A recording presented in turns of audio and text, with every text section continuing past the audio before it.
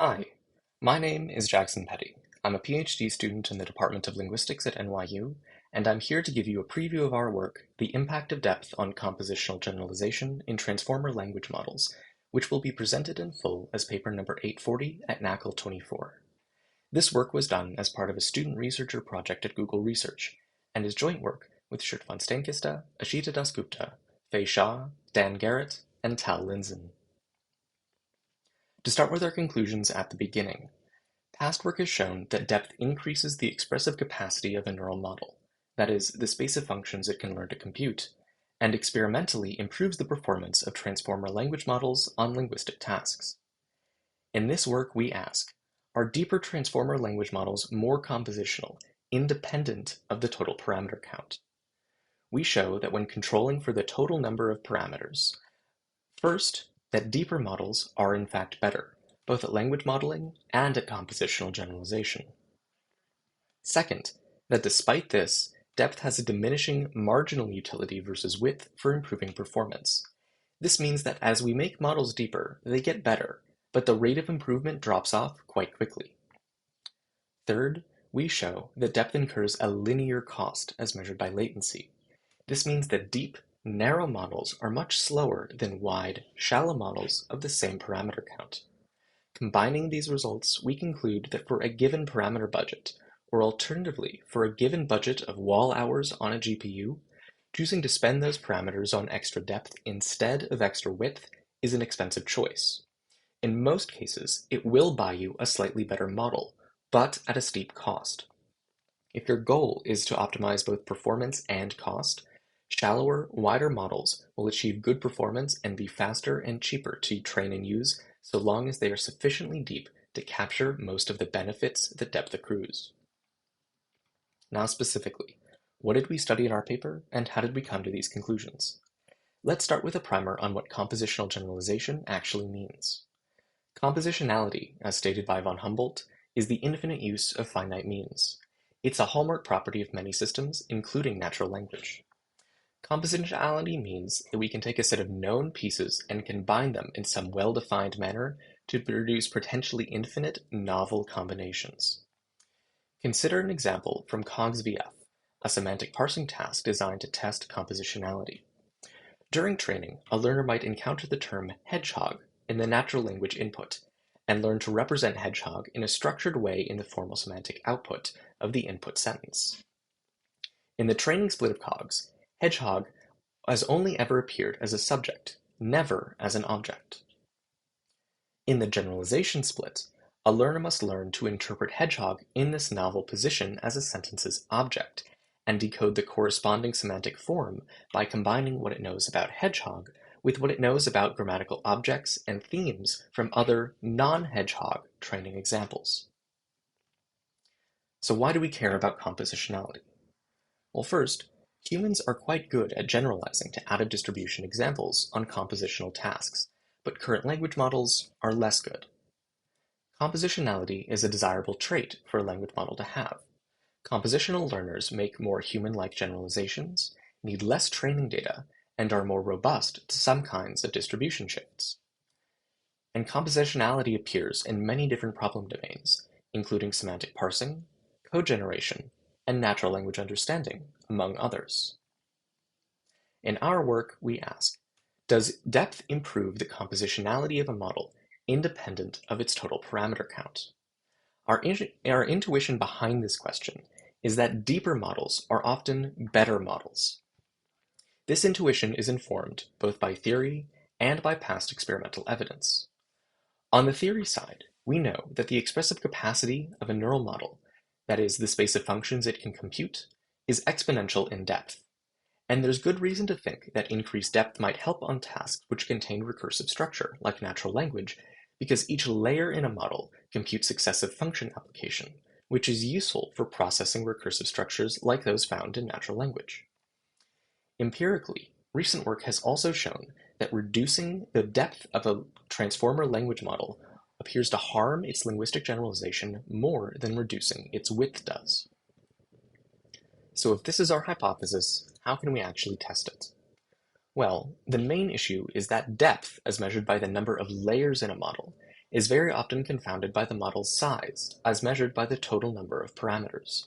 This happens because adding independent layers means that we add more independent parameters. And there are many things that get better as models get bigger. This means that in order to test our hypothesis, we first must disentangle depth from size. In order to do this, we construct families of equally sized transformer language models. Within each size class, we inversely couple the number of layers in a model to the size of the internal dimension of the model's feed-forward block. This means that deep models are narrow and wide models are shallow, but within a size class, they all have the same number of total parameters. Equipped with these models, we follow the following experimental setup. We first pre-train each model in each size class with a causal language modeling objective on 132 billion tokens of data from English C4, a corpus of English language data created from the Common Crawl Corpus archive of the web. As our metric for this task, we measure the validation perplexity of models over the course of training. We then take these pre-trained models and fine-tune them on a variety of compositional generalization datasets. We measure their full sequence accuracy on the generalization set of these datasets. We then compare the performance of models against their depth within each size class to study how depth impacts these metrics. For what follows, we report the average performance over 5 random seeds per condition and dataset. Our first set of results is on language modeling. Here we find that depth is helpful, but diminishingly so. As models get deeper within each size class, validation perplexity mostly goes down. However, the marginal utility of depth drops off quite fast. For instance, the difference in performance between a 1 and 2 layer model is much larger than that between a 12 and 16 layer model. This means that once a model is deep enough, say 6 to 8 layers, adding extra depth doesn't improve the performance very much. Our second set of results is on compositional generalization. Here, again, we note a similar trend. Depth is better, but diminishingly so.